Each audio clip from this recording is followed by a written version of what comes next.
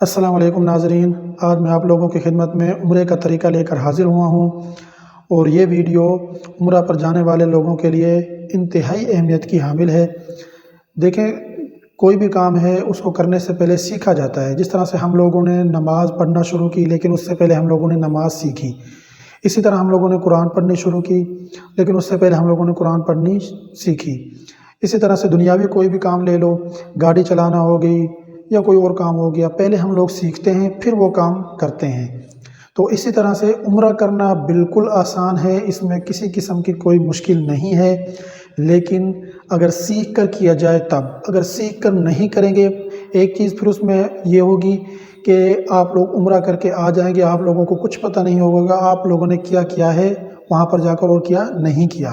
دوسری چیز جو ہوگی وہ یہ ہوگی کہ آپ لوگ وہاں پر جا کر پریشان ہوں گے، لوگوں سے پوچھتے پھریں گے اور آپ لوگوں کو پتہ چل جائے گا کہ اگر ہم لوگ سیکھ کر آتے تو ہمیں یہاں آ کر کتنا فائدہ ہوتا۔ تو اس لیے میں نے یہ ویڈیو تفصیلاً بنائی ہے۔ میری ویڈیو زیادہ بڑی ضرور ہے لیکن اس کے اندر آپ لوگوں نے گھر سے کیسے جانا ہے، کون کون سا سامان ساتھ لے کر جانا ہے، دو قسم کا سامان میں نے اس میں آپ لوگوں کو بتایا ہے۔ ایک سامان وہ ہے جو آپ لوگ مارکیٹ سے پرچیز کریں گے، دوسرا سامان آپ لوگوں نے اپنے اندر تیار کرنا ہے، وہ سامان بھی آپ لوگوں نے ساتھ لے کر جانا ہے، اس کے بغیر بھی آپ لوگوں کا عمرہ نہیں ہوگا۔ پھر آپ لوگوں نے ایئرپورٹ پر کیا کام کرنے ہیں، جدہ ایئرپورٹ سے ہوٹل تک آپ لوگوں نے کون سے کام کرنے ہیں، ہوٹل سے حرم پاک جانے تک کون سے کام کرنے ہیں، حرم پاک میں جا کر کون کون سے اعمال کرنے ہیں، طواف شروع کرنے سے پہلے آپ لوگوں نے کیا کام کرنے ہیں، طواف کے دوران کون کون سی غلطیاں لوگوں سے سرزد ہوتی ہیں جن کا ان کو پتہ ہی نہیں ہوتا، وہ سب میں نے اس ویڈیو کے اندر بتائی ہیں۔ پھر احرام کی حالت میں آپ لوگوں نے کون کون سے کام کرنے ہیں، کون کون سی آپ لوگوں کو پر احرام کی حالت میں پابندیاں ہیں، طواف کے نوافل آپ لوگوں نے کس ٹائم پہ ادا کرنے ہیں، کس ٹائم پہ ادا نہیں کرنے، طواف کے دوران آپ لوگوں نے خانہ کعبہ کو کیوں نہیں چھونا، آپ لوگ خانہ کعبہ کو کس ٹائم پر چھو سکتے ہیں، حجر اسود کا بوسہ آپ لوگ کس ٹائم پر لے سکتے ہیں، اور ملتزم پر آپ لوگوں نے کس ٹائم پہ جانا ہے، یا خانہ کعبہ کے غلاف سے آپ لوگوں نے کس وقت جا کر اس کے پاس کھڑے ہو کر اس کو ہاتھ لگا کر جو دعائیں وغیرہ کرنی ہوتی ہیں وہ کس ٹائم پر آپ لوگ کر سکتے ہیں۔ پھر صفا مروہ پر آپ لوگوں نے کون سی دعائیں مانگنی ہیں اور اس صفا مروہ کے دوران کون سی غلطیاں سرزد ہونے کا خطرہ ہوتا ہے، اگر کوئی مسئلہ بن جائے تو آپ لوگوں نے کیا کرنا ہے۔ اس کے علاوہ عمرہ کے جو بھی اہم مسائل ہیں ان کا حل میں نے اس ویڈیو کے اندر بتایا ہے، جو پریشانیاں وہاں پر آتی ہیں ان کا حل میں نے آپ لوگوں کو بتایا ہے۔ پھر حلق کروانا ہے یا قصر کروانا ہے، اپنے احرام کو آپ لوگوں نے خوشبو سے کیسے بچانا ہے، اور مسجد عائشہ سے عمرہ کیسے کرنا ہے، مسجد جورانہ سے عمرہ کیسے کرنا ہے، یہ سب چیزیں، اور ریاض الجنہ کا پرمٹ آپ لوگوں نے کس طرح سے لینا ہے، واپسی آپ لوگوں نے ہوٹل سے اپنا سامان کو کیسے پیک کرنا ہے، کتنا پیک کرنا ہے، وہ سب چیزیں میں نے اس ویڈیو کے اندر آپ لوگوں کو بتائی ہیں۔ اس لیے میری اس ویڈیو کو آپ لوگ سکپ نہیں کیجیے گا، اس کو مکمل دیکھیے گا، انشاءاللہ آپ لوگوں کو عمرہ کرنے کے اندر بالکل بھی پریشانی نہیں ہوگی اور بالکل آسانی کے ساتھ آپ لوگ ایک مقبول عمرہ جو ہے وہ کریں گے۔ عمرہ کے دو فرائض ہیں، احرام اور طواف کرنا، اور دو اس کے واجبات ہیں، صفا مروہ کی سعی کرنا اور حلق یا قصر کروانا۔ اگر آپ لوگوں نے ابھی تک میری ویڈیو کو لائک اور شیئر نہیں کیا ہے تو ویڈیو کو لائک اور شیئر کر دیں، میرے چینل کو سبسکرائب کر لیں اور بیل والی بٹن پر کلک کر دیں تاکہ میری ہر آنے والی نئی ویڈیو آپ لوگوں تک پہنچتی رہے۔ اچھا، سامان کے اندر جو سب سے پہلے چیز ہے وہ ہے احرام۔ مرد کے احرام میں دو چادریں ہوتی ہیں، ایک تہمد باندھنا ہوتا ہے اور دوسری چادر جو ہے وہ اوپر اوڑھنی ہوتی ہے۔ تو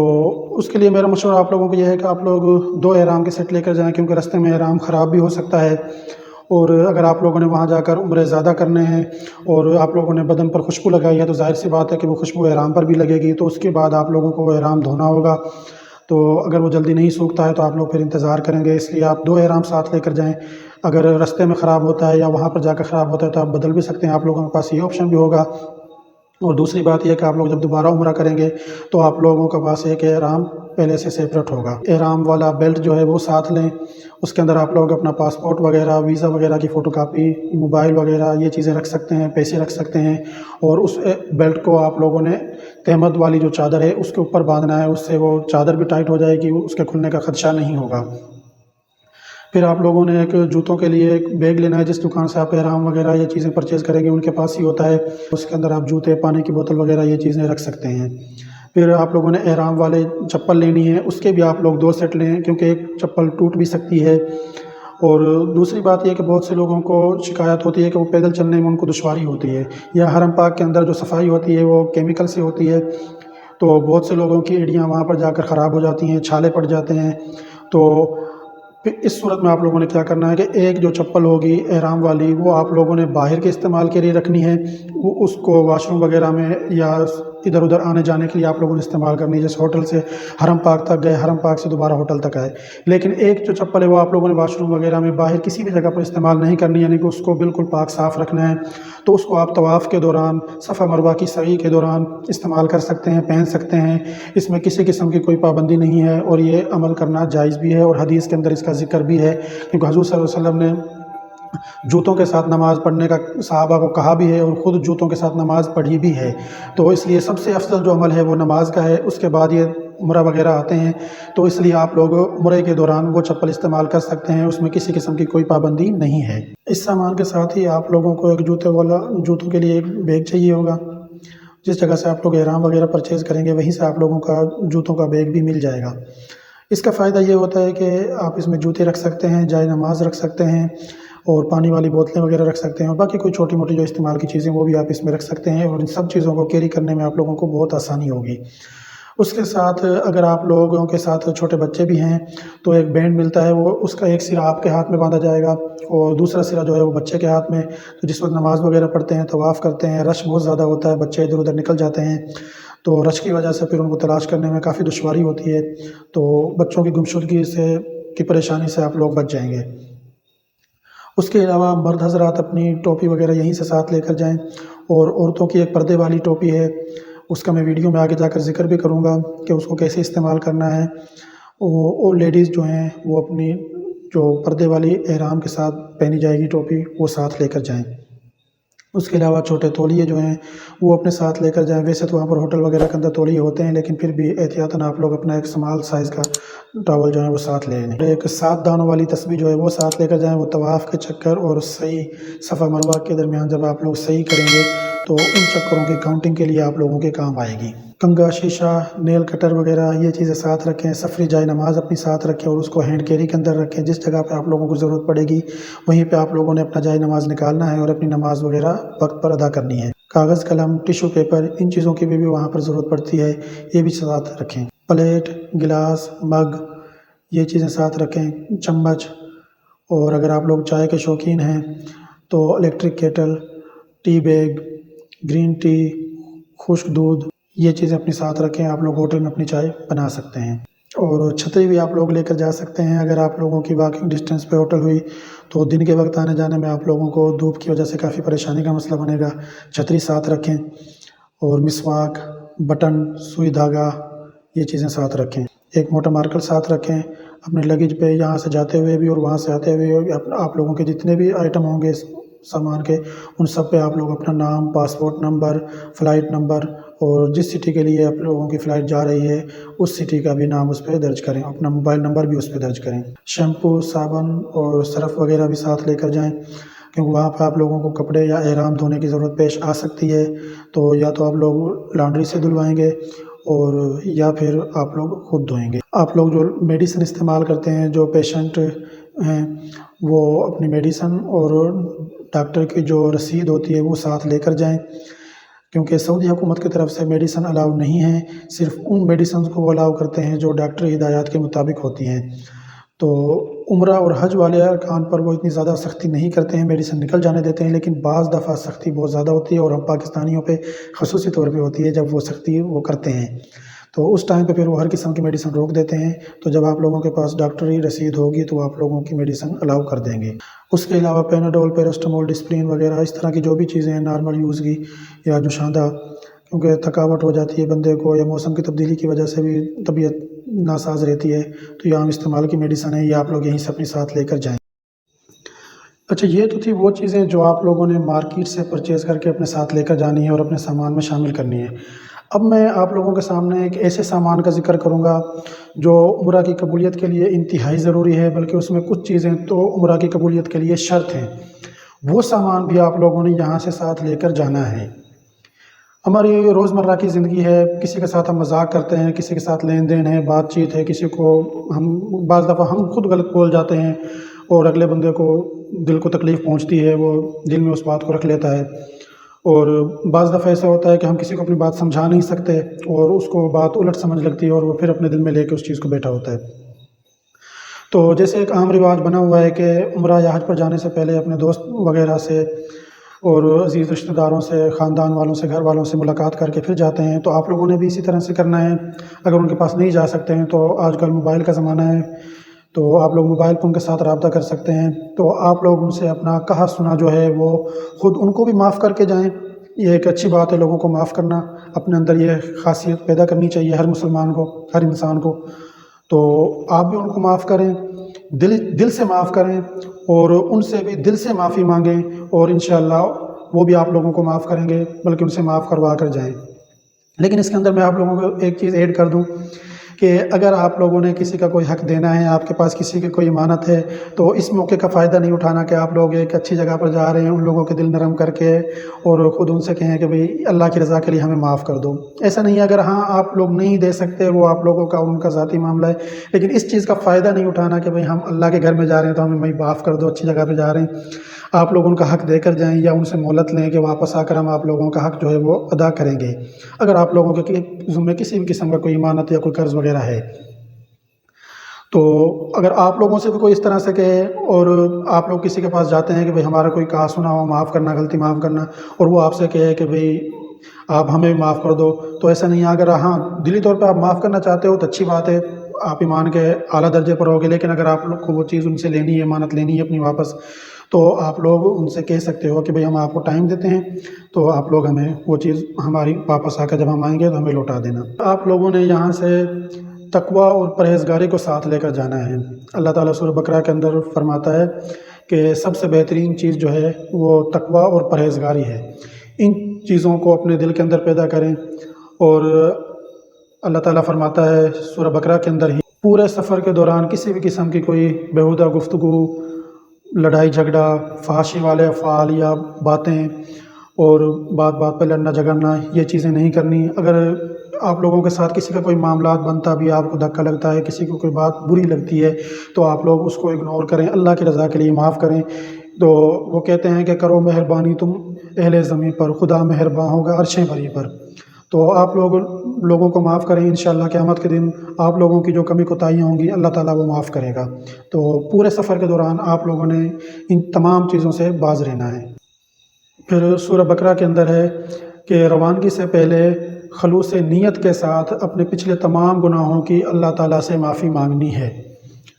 تو اس میں کیا ہے، حضرت صلی اللہ علیہ وسلم نے فرمایا کہ اس طرح سے پھر آپ اپنے پچھلے تمام گناہوں سے آپ کا پلہ جو ہے وہ پاک ہو جائے گا، اور میں نے ابھی آپ کو تھوڑی دیر پہلے بتایا کہ جب آپ لوگ اپنے عزیز و اقارب، خاندان، دوست وغیرہ کے پاس جاؤ گے تو ان سے بھی آپ لوگ معافی مانگو گے، تو انشاءاللہ وہ بھی آپ کو معاف کریں گے، کیونکہ اللہ تعالیٰ تو معاف کر دیتا ہے، مسئلہ سارا ہوتا ہے بندوں کا۔ تو اس طرح جب آپ بندوں سے بھی معافی مانگ لو گے تو حقوق العباد جو ہے کس سے بھی آپ کی جان چھوٹ گئی، ٹھیک ہے، اس کا پلہ بھی آپ لوگوں کا صاف ہو گیا گناہوں کا، اور جو حقوق اللہ تھے وہ بھی انشاءاللہ اللہ تعالیٰ معاف کرے گا جب آپ خالص نیت کے ساتھ اللہ تعالیٰ سے معافی مانگو گے۔ تو اس طرح سے آپ گناہوں سے پاک صاف ہو کر اللہ تعالیٰ کے زیادہ قریب ہو کر، اور دلی طور پہ آپ لوگ مطمئن ہوں گے، سکون ہوگا آپ کے دل کو۔ تو اس طرح سے جب آپ اللہ کے گھر میں جائیں گے تو اس طرح عمرہ کرنے کا جو مزہ ہے وہ کچھ اور ہی ہوگا۔ سورہ نساء کے اندر اللہ تعالیٰ فرماتا ہے کہ اگر آپ کے ذمے کسی کا کوئی حق ہے تو وہ آپ ادا کر کے جائیں۔ تو وہی بات ہے کہ جو میں تھوڑی دیر پہلے بتا رہا تھا کہ اگر کسی کا کوئی حق ہے تو وہ اسے زبردستی معاف نہ کروائیں، اس موقع کا فائدہ نہ اٹھائیں، بلکہ وہ حق اس کو ادا کر کے جائیں۔ اللہ تعالیٰ سورۃ البینہ کے اندر فرماتا ہے کہ اخلاص جو ہے وہ کسی بھی عمل کی قبولیت کے لیے شرط ہے۔ اگر آپ کے عمل میں اخلاص نہیں ہے تو اللہ کو ایسے آپ کے کسی بھی عمل کی کوئی ضرورت نہیں ہے، کوئی کسی بھی قسم کی عبادت کی اللہ کو آپ ضرورت نہیں ہے آپ کی اس عبادت کی۔ تو جو چیز کرنی ہے وہ اللہ کی رضا کے لیے کرنی ہے، لوگوں کو دکھلاوا، ریاکاری، یہ چیز نہیں ہونی چاہیے۔ آپ لوگ کسی سے ملنے کے لیے جاتے ہیں، دل کے اندر شیطان بھی وسوسے ڈال دیتا ہے کہ دیکھو جی میں تو جا رہا ہوں، میں تو فلاں جگہ پہ جا رہا ہوں،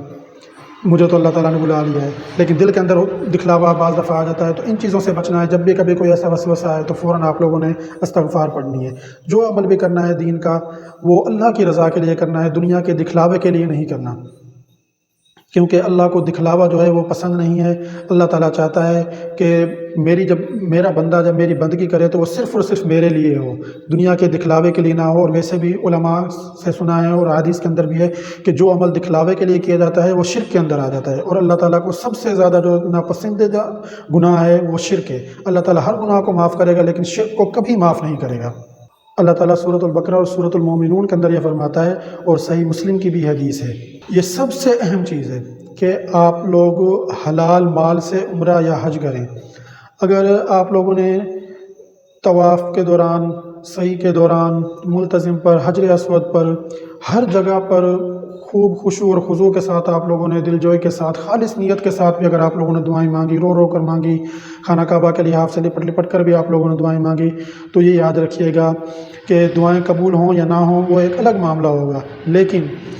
آپ لوگوں کا جو عمرہ ہے اگر اس کے اندر 1 روپیہ بھی آپ لوگوں کا حرام کا ہوا تو یاد رکھیے گا کہ یہ عمل آپ لوگوں کا قبول نہیں ہوگا، کیونکہ اللہ تعالیٰ کے خود فرما رہا ہے کہ یہ چیز شرط ہے کہ آپ لوگ حلال مال سے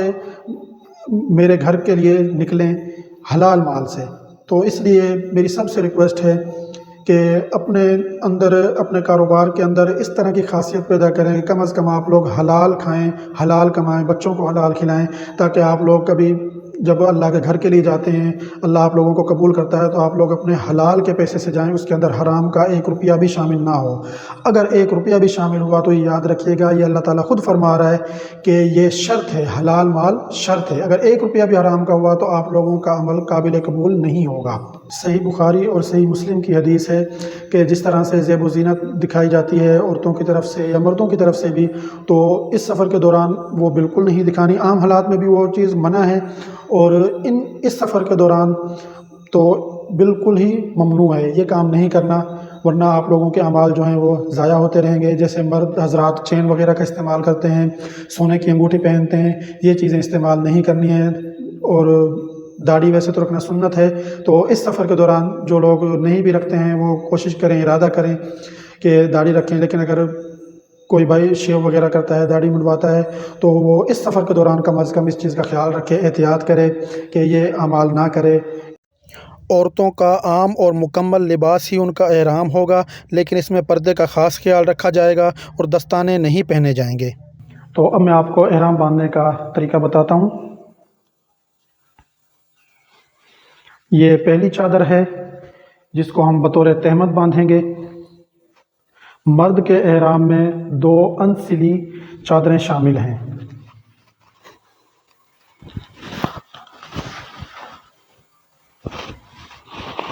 یہ آپ لوگوں نے اس کے دونوں سرے جو ہیں وہ برابر کرنے ہیں، اس طرح سے یہ دونوں سرے آپ لوگوں نے برابر کر لیے، اور ان کو ایک سائڈ پہ لے جائیں یہاں سے۔ اب یہ جو ہاتھ ہے آپ کا دایاں ہاتھ، اس کو یہاں بغل کے پاس سے آپ لوگوں نے ایسے پہلے حصے کو پکڑ کے رکھنا ہے، اور بائیں ہاتھ سے آپ لوگوں نے احرام کی چادر کو اس طرح سے لے کر آنا ہے۔ یہ آپ لوگ اس طرف لے آئے۔ اب آپ لوگوں نے اس جگہ سے یہ اپنے سینے کے اس سائڈ پہ ہاتھ رکھ کے اس کو دوبارہ واپس اس طرح سے فولڈ کرنا ہے، یہ ایسے۔ اب اس کو آپ لوگوں نے اوپر سے نیچے کی جانب فولڈ کرنا ہے، دائیں طرف سے، دائیں بائیں سے بھی کر لیں، اور بیک سائڈ سے بھی اس کو آپ اچھی طرح سے فولڈ کر لیں۔ اس کو مزید جس جگہ پہ آپ لوگ اس کو ایڈجسٹ کرنا چاہیں وہاں پر آپ اس کو ایڈجسٹ کر سکتے ہیں۔ اور یہ اب میں نے اس کو اپنے جسامت کے مطابق اس کو ایڈجسٹ کر لیا ہے۔ یہ میری ناف ہے یہاں پہ، اور اس جگہ پہ ہم لوگوں نے جو میں نے بیلٹ آپ لوگوں کو سامان کے اندر لکھوایا ہے وہ بیلٹ ہم اس جگہ پر باندھ لیں گے تاکہ اس کے کھلنے کا خدشہ جو ہے وہ بالکل ختم ہو جائے۔ تو یہ میری ناف ہے، اور مرد کی جو شرمگاہ ہے وہ ناف سے لے کر گھٹنوں تک ہوتی ہے۔ تو آپ لوگ وہاں پر دیکھیں کہ بہت سے لوگوں کی ناف جو ہے وہ احرام کے اوپر سے، یعنی نیچے آیا ہوتا ہے احرام اور ناف نظر آ رہی ہوتی ہے، تو مرد کا اس جگہ کو چھپانا وہ فرض ہے۔ تو آپ لوگوں نے ناف سے اوپر احرام رکھنا ہے، نیچے تہمت جو ہے وہ نہیں رکھنا۔ اب دیکھیں جب اس طرح سے ہم نے اس کو اس طرف ہم لے کے گئے، وہاں سے ہم نے اس طرف فولڈ کیا، یہاں سے پھر ہم نے واپس جب اس کو فولڈ کیا تو یہ دیکھیں اب اگر میں پاؤں اس طرح کرتا ہوں تو ہمارا جسم جو ہے وہ نظر نہیں آتا۔ یہ دیکھیں اگر کسی جگہ پہ جمپ بھی کرنا پڑ جائے تو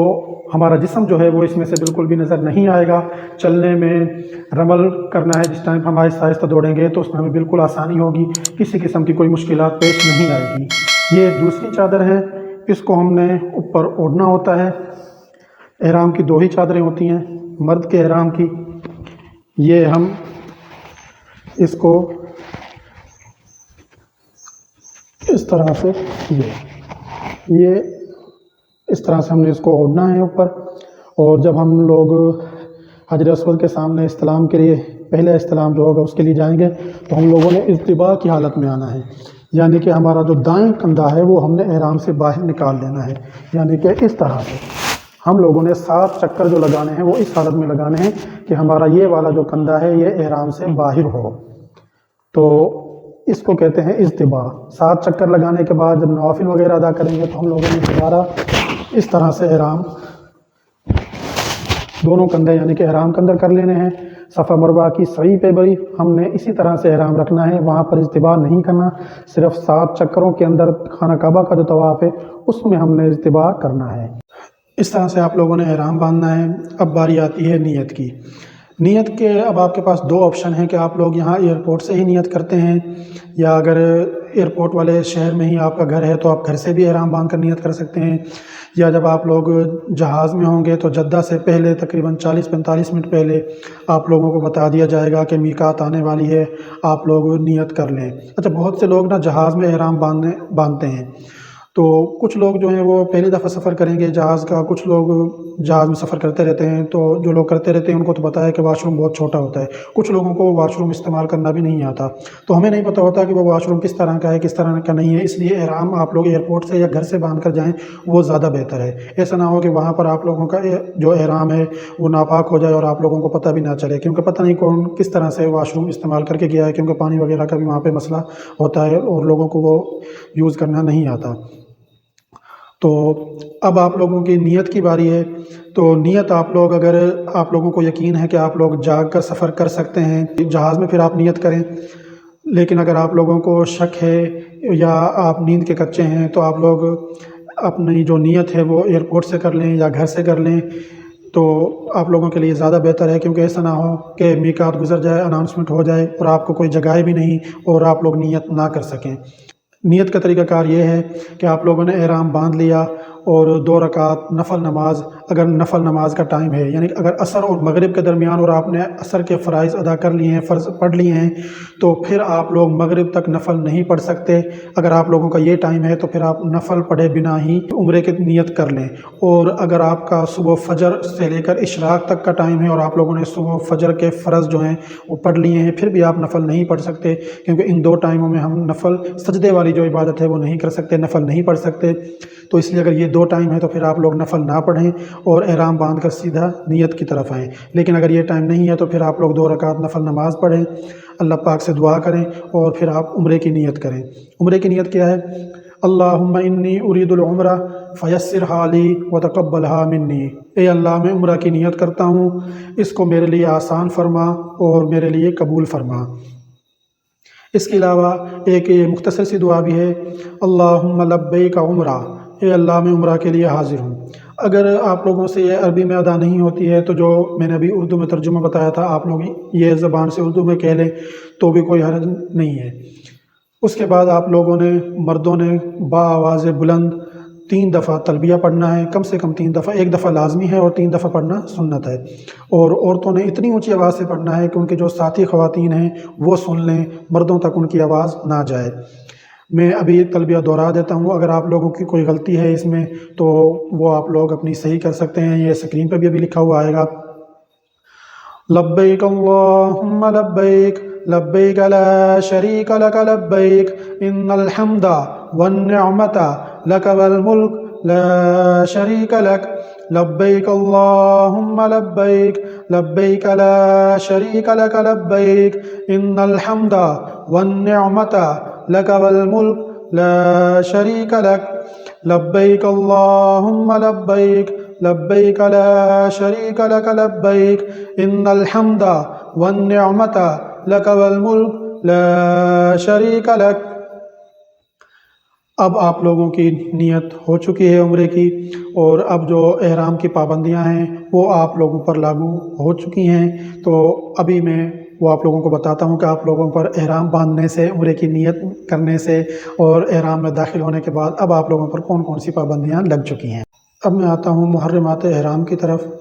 یعنی احرام کی حالت میں کون کون سے کام کرنے منع ہیں۔ سورۃ البقرہ میں ہے کہ بال کاٹنا،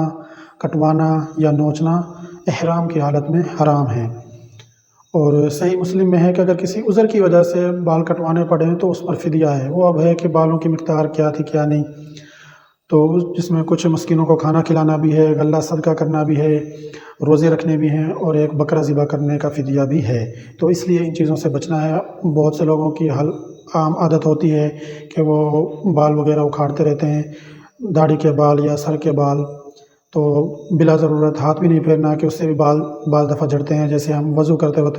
داڑھی کا خلال کرتے ہیں تو اس سے بھی بال جھڑنے کا خدشہ ہوتا ہے، لیکن اس میں کوئی مسئلہ نہیں ہے۔ اگر وہ ایک دو بال جھڑیں گے، اگر جھڑ جائیں، لیکن جان بوجھ کے اس نیت سے زیادہ ہاتھ نہیں مارنا کہ بال جھڑیں یا خارش ہو رہی ہو۔ صحیح بخاری اور مسلم کی حدیث ہے کہ مردوں کے لیے سلے ہوئے کپڑے پہننا، جرابیں پہننا، بند جوتے وغیرہ پہننا یا سر کو ڈھانپنا یہ ان کے لیے حرام ہے۔ باقی ناخن کاٹنا مرد اور عورت دونوں کے لیے منع ہے، اور خوشبو لگانا بھی مرد اور عورت دونوں کے لیے حرام ہے۔ صحیح بخاری میں ہے کہ عورتوں کے لیے دستانے پہننا اور نقاب لگانا یہ حرام ہے۔ نقاب اب عورتیں کس طرح سے لگائیں گی کہ ایک ٹوپی والا نقاب ہوتا ہے، وہ آپ لوگوں کو بازار سے مل جائے گا، وہ ٹوپی کی طرح اس طرح آگے آیا ہوتا ہے، تو اس میں آگے اس طرح سے چادر یوں لٹکی ہوتی ہے۔ تو جس طرح سے اللہ تعالیٰ نے قرآن پاک میں ارشاد فرمایا تھا امہات المومنین کے لیے کہ جب وہ غیر مردوں کے سامنے جائیں تو اپنی چادر لٹکا لیا کریں، تو اس طرح سے عورتوں نے احرام کی حالت میں جو ہے وہ پردہ کرنا ہے، اور یعنی کہ پردہ اس طرح سے کرنا ہے کہ وہ چادر جو ہے وہ چہرے کے ساتھ ٹچ نہ ہو، جو پردے والی چادر، یا اگر گھونگھٹ لینا ہے تو وہ ہاتھ سے آپ لوگ اس طرح سے چادر کریں تاکہ وہ چہرے کے ساتھ ٹچ نہ ہو، کیونکہ غیر محرموں سے پردہ احرام کی حالت میں بھی لازم ہے اور عام زندگی میں بھی لازم ہے۔ صحیح مسلم میں ہے کہ نکاح اور منگنی کرنا احرام کی حالت میں حرام ہے۔ سورۃ المائدہ کے اندر ہے کہ جنگلی جانوروں کا شکار کرنا بھی منع ہے، اگر غلطی سے کر بیٹھے تو اس پر فدیہ ادا کرنا ہوگا، لیکن یہ اب ہماری زندگیوں میں یہ سامنے نہیں آتا۔ یہ پہلے دور کے جو لوگ تھے وہ جنگلوں کا سفر کر کے جاتے تھے تو یہ ان کے لیے تھا، تو یہ ہمارے لیے ویسے ہماری زندگی میں یہ نہیں آئے گا، لیکن بتانا میرا فرض تھا، میں نے آپ لوگوں کو بتایا۔ اب میں آپ لوگوں کو بتاؤں گا مباحات احرام، یعنی کہ احرام کی حالت میں آپ کون کون سے کام کر سکتے ہیں، جن میں ہے کہ غسل اگر کرنا ہو تو غسل آپ کر سکتے ہیں، یا محض ٹھنڈک حاصل کرنے کے لیے اگر نہانا مقصود ہو تو وہ بھی جائز ہے۔ تو اس میں آپ سر کو اچھی طرح سے دھو سکتے ہیں۔ اگر نہانے کے دوران آپ لوگوں کا کوئی بال ٹوٹ کر گرتا ہے تو اس پہ بھی کوئی حرج نہیں، کوئی فدیہ نہیں ہوگا۔ صابن آپ لوگ لگا سکتے ہیں، لیکن کوشش کریں کہ صابن جو ہے وہ خوشبودار نہ ہو، کیونکہ اس کی خوشبو پھر بعد تک آتی رہتی ہے اور آپ لوگ ابھی احرام کی حالت میں ہوں گے۔ احرام کی پابندیاں تو لازمی ہیں، خوشبو والی جو ہے وہ تو ہوگی۔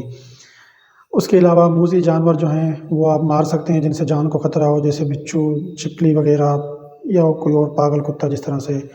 باوقت ضرورت آنکھوں میں سرما یا کوئی دوائی وغیرہ ڈال سکتے ہیں، لیکن عورتوں کا زیب و زینت کے لیے سرما لگانا صحیح نہیں ہے، لیکن اگر لگا لیں تو اس پر فدیہ بھی نہیں ہے۔ سر یا جسم کے کسی بھی حصے میں احتیاط کے ساتھ خارج کر سکتے ہیں، اس کے باوجود اگر بال گر جاتے ہیں یا ٹوٹ جاتے ہیں تو اس پر کوئی فدیہ نہیں ہے۔ احرام کا جو بیلٹ ہے وہ بیلٹ باندھنا، گھڑی پہننا، اینک لگانا، پرس لٹکانا یہ مردوں کے لیے جائز ہے۔ چاندی کی انگوٹھی مرد پہن سکتے ہیں، اور عورتوں کے لیے جو ان کے زیورات وغیرہ ہیں وہ پہن سکتی ہیں، ان پر کسی قسم کا کوئی فدیہ یا پابندی نہیں ہے۔ اب آپ لوگوں نے جدہ ایئرپورٹ پہنچنے کے بعد اپنا سامان وہاں سے لینا ہے، اور اگر آپ لوگوں کی کوئی نماز رستے میں رہ گئی ہے، قضا ہوئی ہے یا نماز کا ٹائم ہوا ہے، تو آپ لوگوں نے اپنے بیگ سے سفری جائے نماز نکالنا ہے اور وہاں پر نماز ادا کر لینی ہے۔ اس کے بعد آپ لوگوں نے ایئرپورٹ سے باہر آنا ہے،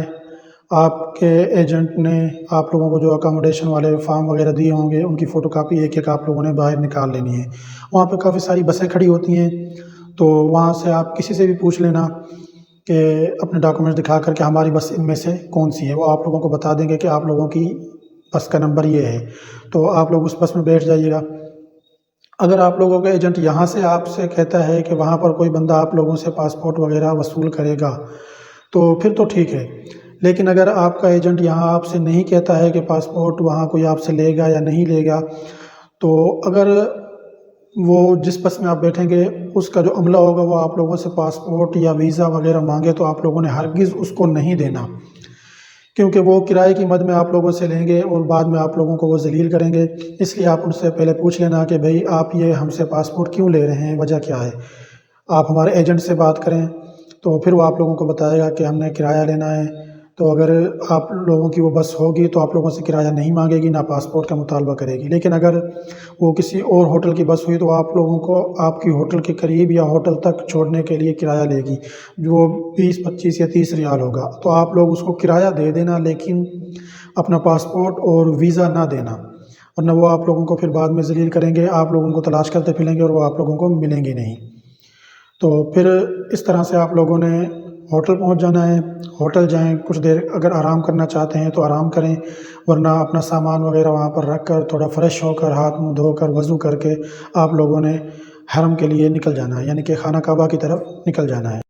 دوسری ایک اور بات میں آپ لوگوں کو بتا دوں کہ اگر ایئرپورٹ پر آپ لوگوں کو کوئی سم بیچنے کے لیے آئے تو آپ نے اس سے سم نہیں خریدنی ہے، وہ زیادہ تر لوگ بس جگاڑ لگاتے ہیں یا کوئی فراڈ وغیرہ کرتے ہیں، تو ایسے لوگوں سے آپ لوگوں نے محتاط رہنا ہے۔ آپ لوگوں نے سم جب بھی لینی ہو تو حرم پاک کے ارد گرد کمپنیوں کے لوگ بیٹھے ہوتے ہیں، سٹال لگا کر آپ لوگوں نے ان سے سم پرچیز کرنی ہے۔ اب آپ لوگوں نے خانہ کعبہ کے اندر داخل ہونا ہے، جس طرح سے عام مساجد کے اندر دایاں پاؤں پہلے رکھتے ہیں، اسی طرح سے آپ لوگوں نے دایاں پاؤں پہلے رکھنا ہے، اس کے بعد بایاں پاؤں رکھنا ہے، اور اندر داخل ہونے سے پہلے آپ لوگ اعتکاف کی نیت کر لیں۔ پھر جتنا ٹائم بھی آپ لوگوں کا حرم پاک کے اندر گزرے گا اس میں آپ کو اعتکاف کا ثواب بھی ملتا رہے گا۔ نویت سنت الاعتکافی، پھر آپ لوگوں نے حضور صلی اللہ علیہ وسلم پر درود و سلام پڑھ لیں، اللہم صلی علی محمد، اور پھر آپ یہ پڑھ لیں اللہم افتح لی ابواب رحمتک، یہ مسجد میں داخل ہونے کی دعا ہے۔ تو اس طرح سے آپ لوگ حرم پاک کے اندر داخل ہو جائیں گے۔ تو خانہ کعبہ پر نظر پڑنے کی حضور صلی اللہ علیہ وسلم سے کوئی دعا جو ہے وہ ثابت نہیں ہے، اور جو مشہور ہے وہ ضعیف ہے۔ حضرت عمر رضی اللہ تعالیٰ عنہ اور حضرت سعد بن مسیب رضی اللہ تعالیٰ عنہ سے ایک دعا ثابت ہے، اور وہ دعا یہ ہے اللہم انت السلام و منک السلام فحینا ربنا بالسلام، اے اللہ تو سلامتی ہے اور تجھ ہی سے سلامتی ہے، اے ہمارے رب ہمیں سلامتی کے ساتھ زندہ رکھ۔ ابن عباس رضی اللہ تعالیٰ عنہ سے روایت ہے کہ آپ دونوں ہاتھ اٹھا کر دعا کیا کرتے تھے، تو اب آپ لوگ جو چاہیں وہ دعا کر سکتے ہیں۔ طواف کے لیے طہارت جو ہے وہ لازمی ہے،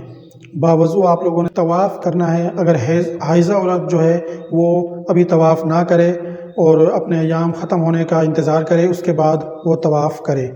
طواف کا کوئی وقت مقرر نہیں ہے، جس وقت مرضی آپ طواف کر سکتے ہیں۔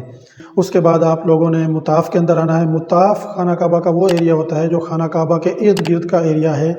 سفید، جس میں لوگ چلتے ہیں، چکر لگاتے ہیں، طواف کرتے ہیں۔ تو اس جگہ پر آپ لوگوں نے آنا ہے، وہاں آپ لوگ اپنا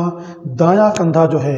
یہ احرام کی چادر سے نکال لیں، اور احرام کی چادر اس کے نیچے سے گزار کر بائیں کندھے پر ڈال لیں۔ اس کو اضطباء کہتے ہیں، یعنی کہ دائیں کندھے کو احرام کی چادر سے باہر نکالنا، دائیں کندھے کو ننگا کر کے رکھنا۔ 7 چکروں کے اندر اس کو اضطباء کہتے ہیں، اور پہلے 3 چکروں میں آپ لوگوں نے رمل کرنا ہے۔ رمل کیا ہے کہ اس میں آہستہ آہستہ پہلوانوں کی طرح دوڑنا ہوتا ہے، لیکن آج کل عمومی طور پر لوگ اس کو نہیں کرتے، جبکہ یہ سنت ہے اور یہ عمل جو ہے وہ کرنا چاہیے۔ تو رمل اس طرح سے آپ لوگوں نے کرنا ہے، یوں کندھے ہلاتے ہوئے پہلوانوں کی طرح آرام آرام سے، تھوڑا آرام سے یعنی کہ چلنا ہے، لیکن رش کی وجہ سے دوسرے لوگوں کو دھکے نہ لگیں، اور جتنا قریب ہو سکے خانہ کعبہ کے طواف کرنا ہے۔ اگر رش کی وجہ سے وہاں پر آپ لوگوں کو جگہ نہ ملے، مشکلات پیش آئیں، تو تھوڑا دور ہو کر بھی کر لیں تو بھی کوئی مسئلہ نہیں ہے۔ پیدل طواف کرنا جو ہے وہ افضل ہے، اسی طرح سے پیدل سعی کرنا بھی افضل ہے، لیکن اگر کسی مجبوری کی وجہ سے پیدل نہ کر سکیں تو پھر آپ لوگ ویل چیئر پر بھی طواف اور سعی کر سکتے ہیں۔ لیکن اگر آپ لوگ کے ساتھ آپ کے ماں باپ ہیں اور آپ لوگوں کے اندر ہمت موجود ہے، جوان ہیں، تو ایک چیز کا خیال رکھیے کہ اپنے ماں باپ کو اپنے کندھوں پر بٹھا کر طواف کروائیں، اس کا بہت زیادہ اجر ہے۔ اور یہ آپ لوگوں کو، اور اس وقت جو ماں باپ کے دل سے آپ لوگوں کے لیے دعائیں نکلیں گی اور اس مبارک جگہ پر انشاءاللہ وہ لازمی قبول ہوں گی، اور یہ بہت ہی اونچا ایک عمل ہے اگر آپ لوگ اپنے والدین کو اپنے کندھوں پر بٹھا کر طواف کرواتے ہیں۔ اچھا، طواف کے دوران ایک اور چیز کو آپ لوگوں نے مد نظر رکھنا ہے کہ اپنا جو سینہ ہے یہ آپ لوگوں نے قبلے کی طرف رخ کر کے نہیں چلنا، اور نہ آپ لوگوں نے اپنی پیٹھ جو ہے یہ قبلے کی طرف کر کے چلنی ہے، یعنی کہ نہ پیٹھ کرنی ہے نہ سینہ قبلے کی طرف کرنا ہے۔ اگر ان دونوں صورتوں میں آپ لوگوں نے کچھ فاصلہ طے کیا ہے، یعنی طواف کیا ہے، تو یہ یاد رکھنا کہ وہ طواف کا حصہ آپ لوگوں کو دوبارہ ادا کرنا ہوگا۔ اور یہ یاد رکھنا کہ اگر طواف نہ ہوا تو عمرے کے دو ہی فرض ہیں، ایک جو ہے وہ احرام اور دوسرا طواف۔ تو اگر طواف نہ ہوا تو پھر یہ فدیہ وغیرہ دینے سے بھی، دم دینے سے بھی ادا نہیں ہوگا۔ اس لیے اگر آپ لوگوں نے ایسا کیا تو آپ لوگوں کو جگہ یاد ہو تو آپ لوگ الٹے پاؤں پیچھے ہٹیں اور دوبارہ وہاں سے اس کو کنٹینیو کریں۔ لیکن اگر پیچھے ہٹنے کا موقع نہ ملے، رش زیادہ ہو، تو ایک چکر پورا لگا کے پھر دوبارہ اس جگہ پہ آپ لوگوں نے چلنا ہوگا، پھر آپ لوگوں کا طواف جو ہے وہ مکمل ہوگا۔ اب آپ لوگوں نے حجر اسود کے سامنے آنا ہے، دایاں کندھا آپ لوگوں نے ننگا کر لیا، آپ اپنے بائیں طرف دیکھیں گے تو سبز رنگ کی لائٹیں لگی ہوں گی برآمدوں کے باہر بھی اور برآمدوں کے اندر بھی، اور آپ کے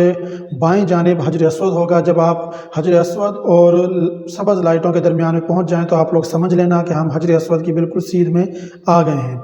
اب اس کا طریقہ کار کیا ہے کہ حدیث کے اندر ہے کہ حجر اسود کو بوسہ دے کر اس کا استلام کرنا ہے، لیکن رش کی وجہ سے آپ لوگ وہاں پر بوسہ نہیں دے سکیں گے، دھکا مکی بہت زیادہ ہوتی ہے، اور دوسری بات یہ ہے کہ حجر اسود کو خوشبو بھی لگی ہوتی ہے، تو وہ خوشبو آپ کے احرام میں لگے گی۔ اس لیے اگر آپ بوسہ نہ دے سکیں تو پھر حدیث شریف میں ہے کہ آپ لوگوں نے اس کو چھڑی سے یا ہاتھ کے اشارے سے، ہاتھ ٹچ کر کے اس کا استلام کرنا ہے۔ تو رش کی وجہ سے آپ لوگ یہ بھی نہیں کر سکیں گے، تو پھر حدیث شریف میں ہے کہ اگر آپ یہ بھی نہ کر سکیں تو پھر دور سے ہی دونوں ہاتھ اٹھا کر، جس طرح نماز میں ہم ہاتھ اٹھاتے ہیں اس طرح سے بسم اللہ واللہ اکبر، اس طرح سے اس کا بسم اللہ واللہ اکبر اس طرح سے اس کا استلام کرنا ہے اور اپنا طواف جو ہے وہ شروع کر دینا ہے۔ اب آپ لوگ سوچ رہے ہوں گے کہ یہاں پر بہت سی کتابوں کے اندر بھی ہے، بہت سے لوگ بتاتے ہیں کہ 7 چکروں کی الگ الگ دعائیں ہیں، تو آپ لوگوں نے ان دعاؤں کے چکر میں نہیں پڑھنا، ورنہ آپ کا جو خشوع اور خضوع جو ذہن ایک بنا ہوا ہے اللہ تعالیٰ کی طرف، اللہ تعالیٰ کی خشوع اور خضوع جو ہے وہ آپ لوگوں کا جاتا رہے گا۔ اس لیے آپ لوگوں نے کام یہ کرنا ہے کہ جو بھی دعائیں آپ لوگوں کو آتی ہیں آپ لوگوں نے وہ پڑھنی ہے۔ قرآن کی آیات آتی ہیں وہ پڑھیں، قرآن کی صورتیں آتی ہیں آپ وہ پڑھیں، آپ سیدھے چلتے جائیں۔ خانہ کعبہ کی طرف آپ لوگوں نے نہیں دیکھنا، نہ آپ لوگوں نے خانہ کعبہ کے جو برآمدے اور بلڈنگ وغیرہ ہیں ان کی طرف دیکھنا ہے۔ کوشش کرنی ہے کہ نظریں نیچی ہو اور سیدھے آپ لوگ چلتے جائیں، کیونکہ اب دیکھو ہر مسلمان کی خواہش ہوتی ہے خانہ کعبہ کو دیکھنا، اور آپ لوگ جب وہاں پر نئے نئے پہنچے ہوں گے تو ظاہر سی بات ہے کہ دل کیسے اور آنکھیں کیسے رک سکتی ہیں خانہ کعبہ کو دیکھے بنا، تو نظریں تو آپ لوگوں کی جائیں گی، لیکن کوشش آپ لوگوں نے کرنی ہے کہ اب آپ لوگ نہ دیکھیں، کیونکہ یہ جو پابندی ہے یہ شریعت کے اندر ہے اور حضور صلی اللہ علیہ وسلم کا طریقہ کار یہی تھا۔ آپ لوگوں نے نظریں سیدھی رکھنی ہے، اگر نظر چلی بھی جاتی ہے خانہ کعبہ کی طرف تو آپ لوگ پھر دوبارہ اپنی نظریں سیدھی کر لیں۔ دوسری چیز کہ طواف کے دوران دنیاوی گفتگو جو ہے وہ منع ہے، وہ نہیں کرنی۔ ہاں جائز گفتگو جو ہے، کوئی کسی سے چیز پوچھنی ہے پوچھ سکتے ہیں، کسی کو کچھ بتانا ہے بتا سکتے ہیں، دینی باتیں کر سکتے ہیں، لیکن بہتر یہ ہے، قبولیت کا عمل ہے، ایک نیک عمل ہے، مبارک عمل ہے، تو آپ لوگ اپنی عبادت پہ فوکس کریں۔ تو آپ لوگ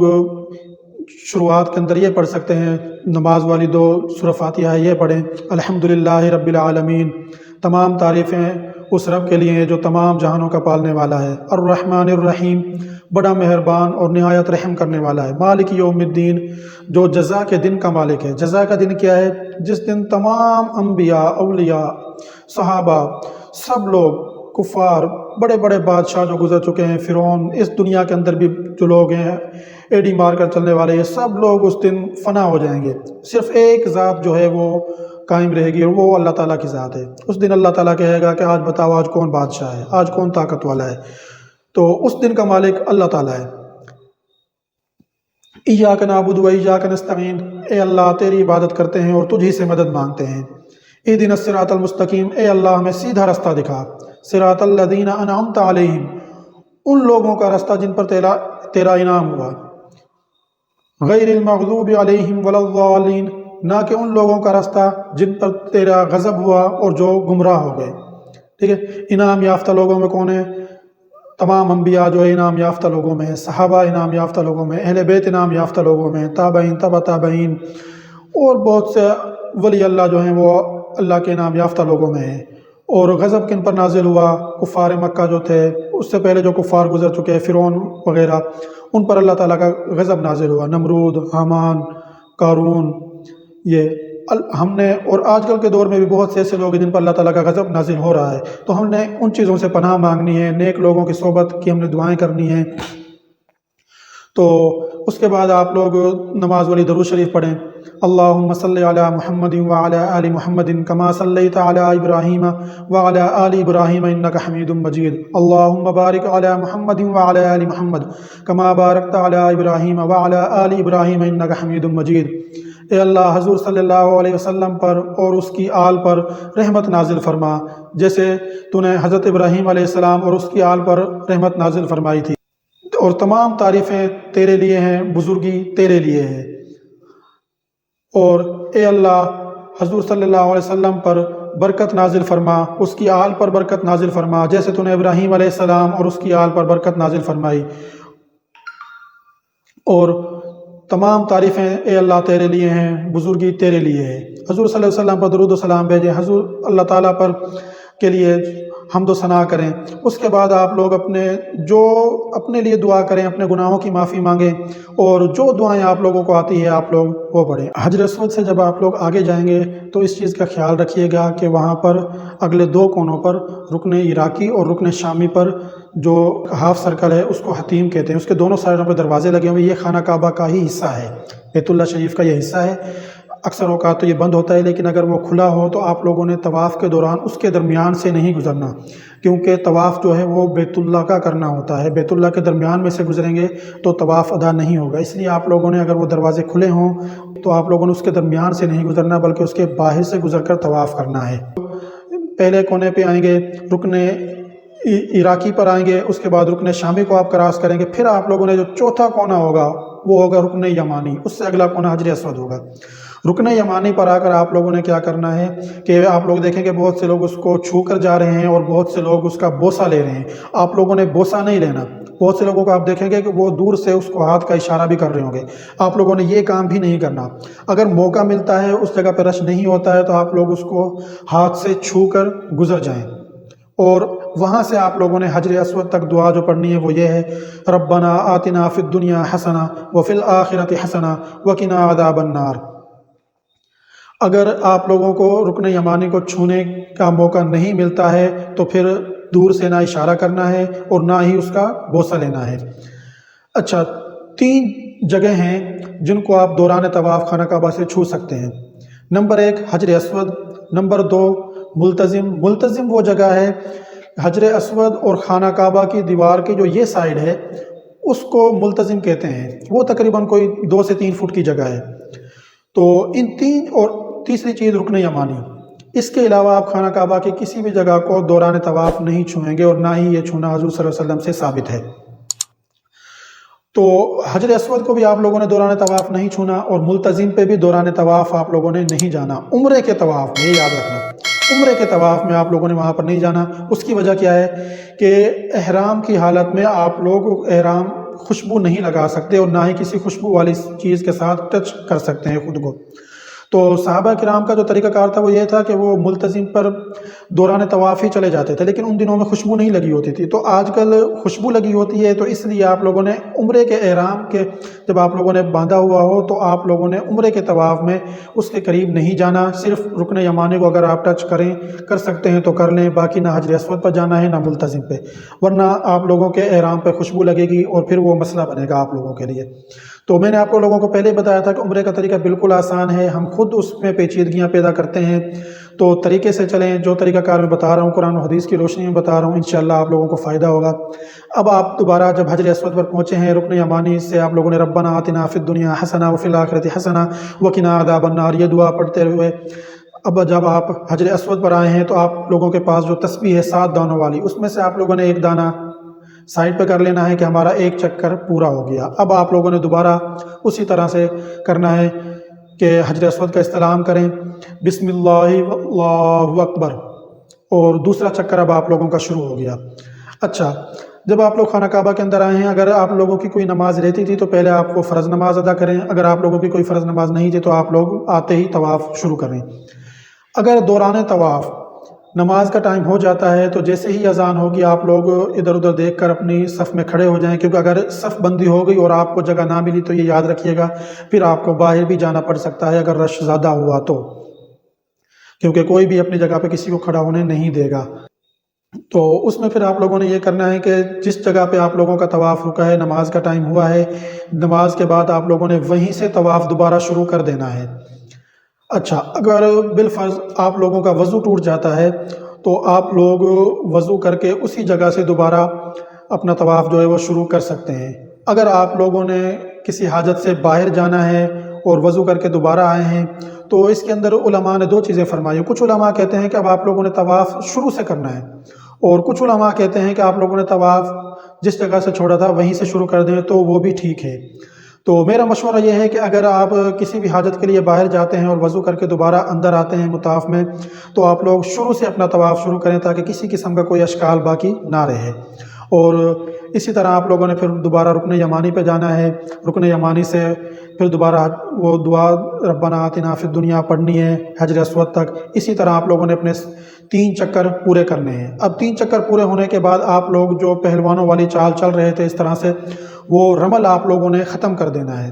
اب اگلے جو 4 چکر ہیں وہ آپ لوگوں نے آرام سے چلتے ہوئے پورے کرنے ہیں، خشوع اور خضوع کے ساتھ، عاجزی اور انکساری کے ساتھ، اللہ تعالیٰ سے دعائیں مانگیں۔ تو اب آپ لوگ اپنے 7 چکر پورے کریں۔ حجر اسود پر آ کر آپ لوگوں کا جب 7واں چکر پورا ہوگا تو اس وقت آپ لوگوں کے 8 استلام ہو چکے ہوں گے، یعنی کہ پہلا جب آپ لوگوں نے چکر شروع کیا تو پہلا استلام ہو گیا، دوسرا چکر جب آپ لوگوں نے شروع کیا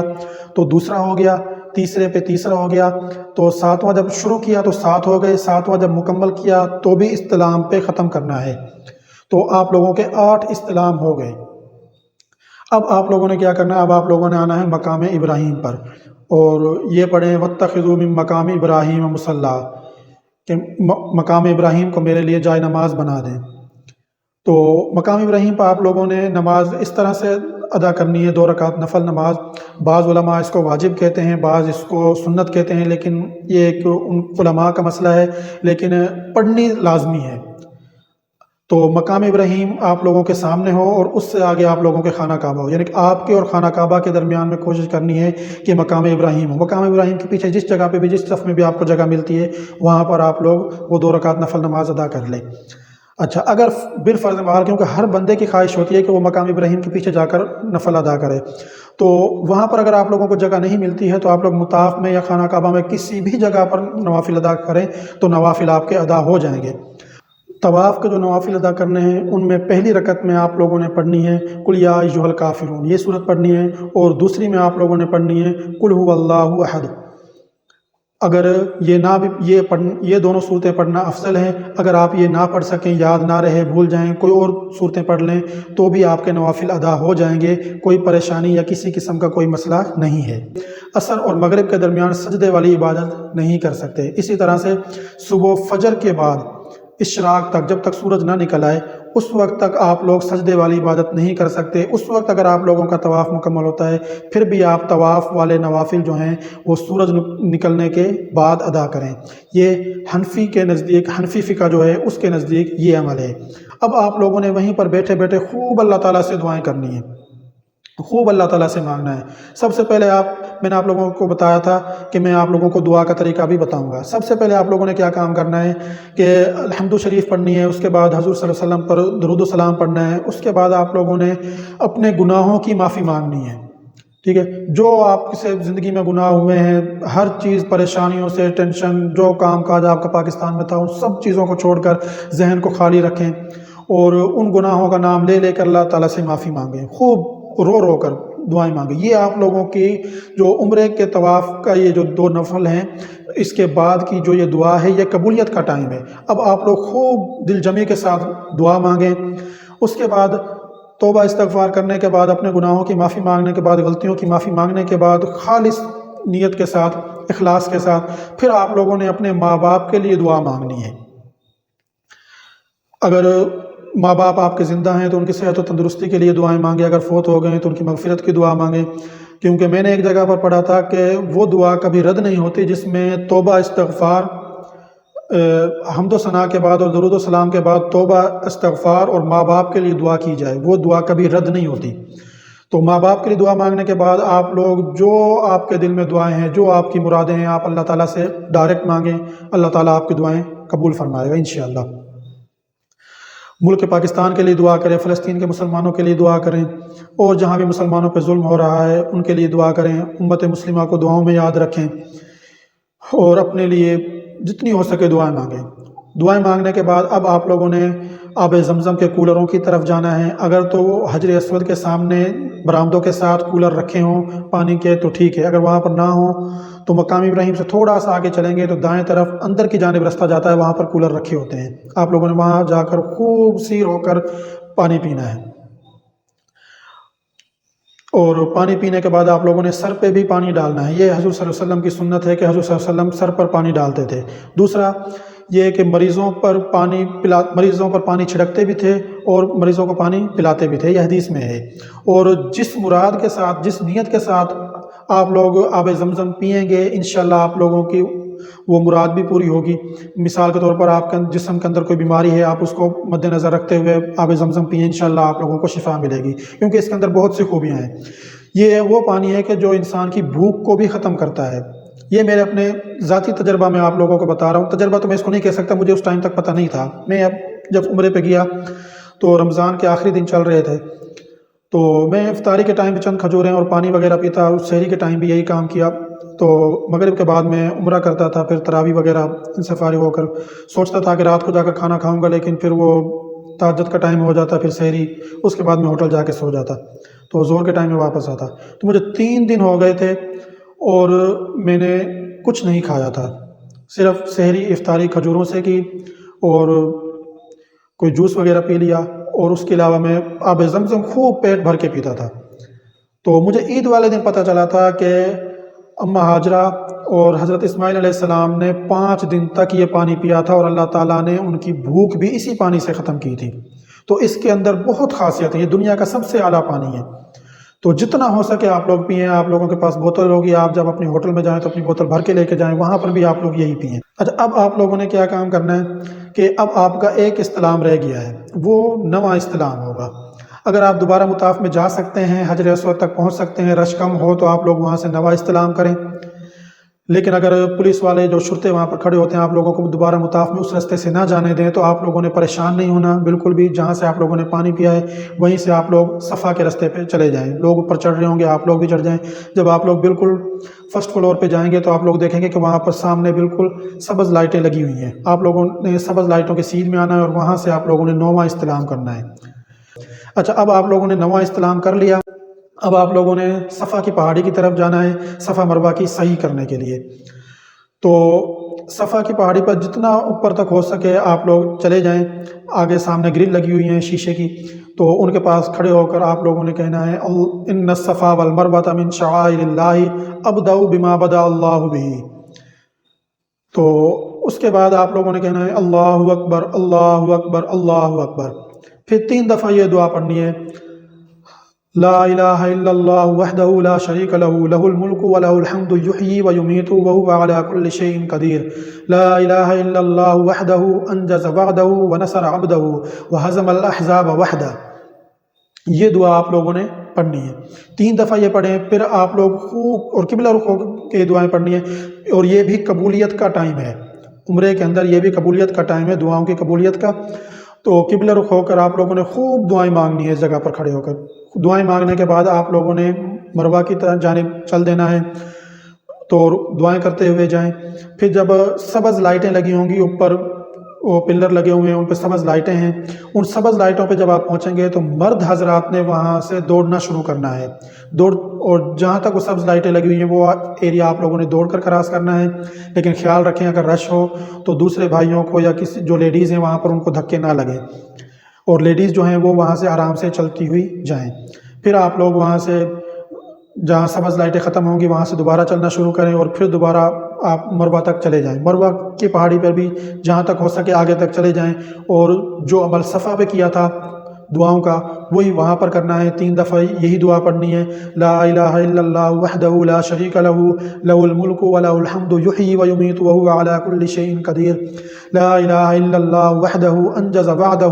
ونصر عبدہ وہزم الاحزاب وحدہ۔ اس کے بعد خوب دعائیں مانگیں اپنے لیے، یہ بھی قبولیت کا ٹائم ہے۔ پھر آپ لوگوں نے مروہ سے صفا کی جانب آنا ہے، پھر دوبارہ سبز لائٹیں ہیں کہ درمیان میں آپ لوگوں نے وہ وہاں سے دوڑ کر کراس کرنی ہے، اور پھر آپ لوگ صفا پہ آ جائیں گے۔ اچھا، صفا سے جب آپ لوگ مروہ پہ جائیں گے تو آپ لوگوں کا ایک چکر ہوگا، وہ جو 7 دانوں والی تصویر ہے اس سے آپ لوگوں نے ایک دانہ سائڈ پہ کر لینا ہے مروہ پہنچ کر۔ مروہ کے بعد جب آپ لوگ دوبارہ صفا پہ آئیں گے تو پھر آپ لوگوں کے 2 چکر ہو جائیں گے، وہاں آ کر دوسرا دانہ بھی سائڈ پہ کر لینا ہے، یعنی کہ صفا سے مروہ پر ایک چکر، مروہ سے صفا پر دوسرا، اور آپ لوگوں کے جو 7 چکر پورے ہوں گے وہ مروہ پر پورے ہوں گے۔ اور آپ لوگوں نے جو دعائیں میں نے ابھی بتائی ہیں صحیح کی صفا اور مروہ کی، وہ جب بھی آپ صفا پہ پہنچیں مروہ پہ جائیں پھر صفا پہ آئیں، یہ دعائیں آپ لوگوں نے وہاں پر مانگنی ہیں، اور یہ قبولیت کا ٹائم ہوگا۔ اس کے بعد آپ لوگوں نے اگر اس کے دوران نماز کا ٹائم آ جاتا ہے تو آپ لوگوں نے اسی جگہ پر نماز پڑھنی ہے اور وہیں سے چکر جو ہے وہ شروع کر لینے ہیں۔ اچھا، طواف کے چکروں میں اور صحیح کے چکروں میں اگر آپ لوگوں کو کوئی غلط فہمی ہو جاتی ہے کہ میرے اتنے چکر ہوئے ہیں یا اتنے بھول جاتے ہیں، تو جو کم تعداد ہوگی اس کو شمار کر کے آپ لوگوں نے آگے اپنا طواف اور صحیح کے جو چکر ہیں وہ شروع کر دینے ہیں۔ صحیح کے چکروں کی میں آپ کو ایک ترتیب بتا دوں کہ صفا پہ آپ لوگوں کے جفت چکر ہوں گے، جبکہ مروہ پہ آپ لوگوں کے طاق چکر ہوں گے، اور آپ لوگوں کا 7واں چکر جو ہے وہ مروہ پر ہی ختم ہوگا۔ اس کے بعد آپ لوگوں نے جب آپ کے چکر مکمل ہو جائیں تو شکرانے کے 2 نوافل آپ لوگوں نے ادا کرنے ہیں۔ مطاف میں آنا چاہتے ہیں تو مطاف میں آ جائیں، اور وہاں نہ جا سکیں تو پھر کیونکہ بعض دفعہ صفا مروہ کی جو پہاڑی ہے اس ایریے سے مطاف میں نہیں جانے دیتے ہیں، کیونکہ ان شرطوں کو پتہ ہوتا ہے کہ یہ اپنا طواف اور عمرہ مکمل کر چکے ہیں، دوبارہ اب یہ طواف کے لیے مطاف میں جا رہے ہیں، تو اس راستے سے آپ لوگوں کو نہیں جانے دیں گے۔ مروہ پہ اس سائڈ پہ جگہ بنی ہوتی ہے، لوگ وہاں پہ نوافل ادا کر رہے ہوتے ہیں، آپ بھی وہاں پر شکرانے کے 2 نوافل ادا کریں اور اس کے بعد دعائیں مانگیں۔ اس کے بعد آپ لوگوں نے حلق کروانے کے لیے باہر نکلنا ہے۔ آپ جو یہ خانہ کعبہ کے ارد گرد بلڈنگ بنی ہوئی ہیں ان کے نیچے حمام کافی زیادہ ہیں، ابراہیم خلیل روڈ پہ بھی حمام ہیں، کلاک ٹاور کے نیچے بھی کافی زیادہ حمام ہیں۔ آپ لوگ وہاں پر چلے جائیں اور وہاں پر حلق یا قصر کروائیں۔ حلق کروانا افضل ہے قصر کروانے سے، حلق اس طرح کے ساتھ بال صاف کروانا۔ اچھا، اگر آپ لوگوں نے اسی احرام میں دوبارہ عمرہ کرنا ہے تو آپ لوگ اس کو حمام والے کو بتائیں کہ بھئی میں نے اس میں عمرہ کرنا ہے، کیونکہ وہ پاؤڈر لگاتے ہیں، اس پاؤڈر میں بھی خوشبو ہوتی ہے، کہ پاؤڈر احتیاط سے لگائیں یا بالکل نہ لگائیں، تو وہ پھر احتیاط سے اپنا کام کریں گے۔ آپ لوگ اپنے احرام کو بچا کر رکھیں۔ عورتیں جو ہیں وہ اپنا عمرہ مکمل کرنے کے بعد 1/4 سر کے جو بال ہیں وہ انگلی کے ایک پور تک وہ کاٹیں، اور اس کے بعد ان کی بھی احرام کی جو پابندیاں ہیں وہ ختم ہو جائیں گی۔ عورت کے لیے لازمی ہے کہ وہ اپنے محرم سے بال کٹوائے یا پھر کسی عورت سے بال کٹوائے۔ اس کے بعد آپ اب احرام کی پابندیوں سے ختم، اور الحمدللہ آپ لوگوں کا عمرہ جو ہے وہ مکمل ہو گیا، اور انشاءاللہ اللہ تعالیٰ قبول بھی فرمائے گا۔ اب آپ لوگوں نے ایک کام اور کرنا ہے، وہ یہ کہ آپ لوگ حسب توفیق جتنا آپ سے ہو سکے 1 ریال 2 ریال 3 ریال 5 ریال جو بھی ہے، جو وہاں پہ صفائی والے ہوتے ہیں یا جو مانگنے والے کھڑے ہوتے ہیں، وہاں کے مفتیان کرام کے جو فتوے ہیں وہ تو یہ ہیں کہ صفائی والوں کو بھی آپ لوگ اپنا صدقہ دے سکتے ہیں۔ آپ لوگ اپنے عمرے کا صدقہ ادا کر دیں، جو کوئی کمی کوتاہی اگر کوئی ہو گئی ہے، کوئی غلطی ہو گئی ہے، کوئی انجانے میں ہم سے بال ٹوٹا ہے، کچھ بھی ہوا ہے، تاکہ وہ جو غلطیاں ہیں ان کا خمیازہ ہو جائے اور وہ صدقہ دے دیں۔ آپ جتنا حسب توفیق ہو سکے، اس کے لیے کوئی شرط نہیں ہے۔ تو اس کے بعد آپ لوگ اپنے ہوٹل واپس جانا چاہتے ہیں تو ہوٹل چلے جائیں اور وہاں پر جا کر آپ لوگ آرام کریں۔ اب آپ لوگ سوچ رہے ہوں گے کہ ہم لوگ حجر اسود پر یا ملتزم پر کب جائیں گے، عمرہ بھی مکمل ہو گیا۔ اب آپ لوگ احرام کی پابندیوں سے الگ ہو چکے ہیں۔ مطاف میں جانے کے لیے لازمی ہے کہ آپ لوگ احرام لپیٹ کر ہی جائیں گے، وہ چاہے پھر آپ عمرے کا احرام ہو یا آپ ویسے ہی احرام لپیٹ کر چلے جائیں۔ آپ لوگ جو ویسے ہی احرام لپیٹ کر جائیں گے تو یہ یاد رکھنا وہ احرام آپ لوگوں کے کپڑے कपड़ों में ही शुमार होगा। वो अब आपके ऊपर वो पाबंदियाँ, खुशबू वगैरह वाली वो पाबंदियाँ अब आप पर नहीं हैं। तो अब आप लोग हजर अस्वद पर जा सकते हैं, बोसा दे सकते हैं और मुल्तज़िम पर जाएं, वहाँ पर सीना लगाएं, रुखसार जो हैं ये लगाएं और अपने बाजू जो हैं वो भी मुल्तज़िम पर लगाएं और मुल्तज़िम पर खड़े होकर खूब दुआएं मांगें। ये कबूलियत का टाइम है। मुल्तज़िम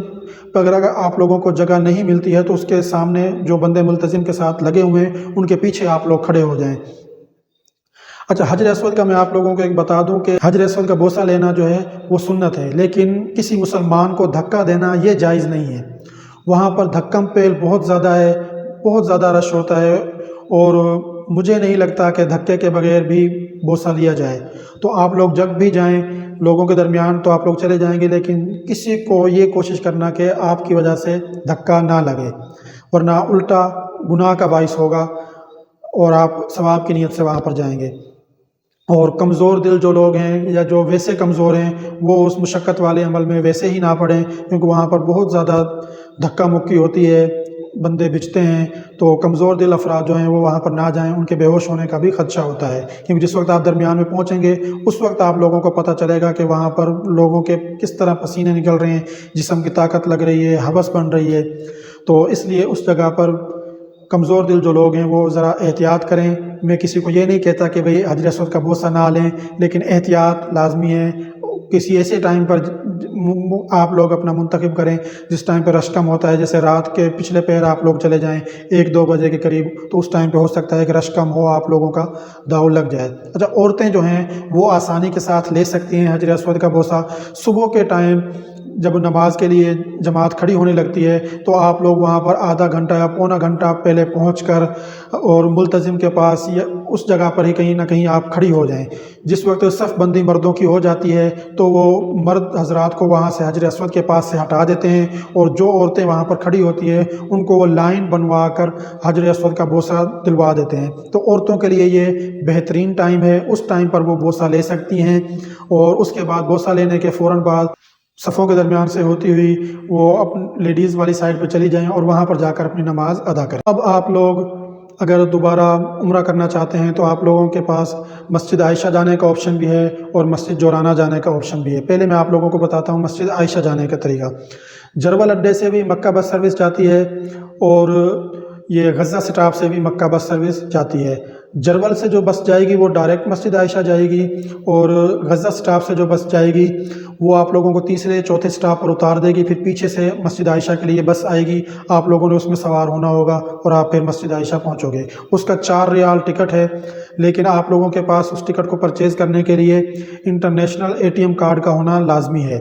अगर आप लोगों के पास ATM कार्ड नहीं है तो फिर आप लोग वहाँ पर कुछ देर इंतज़ार करेंगे। जो मकामी अफराद या जिनके पास इंटरनेशनल ATM कार्ड है वो लोग जो सफ़र कर रहे होते हैं, आप लोग उनसे रिक्वेस्ट कीजिएगा कि आप हमसे 4 रियाल या 5 रियाल ले लो और हमें एक टिकट परचेज़ करके दे दो, तो वो लोग आसानी से परचेज़ करके दे देते हैं।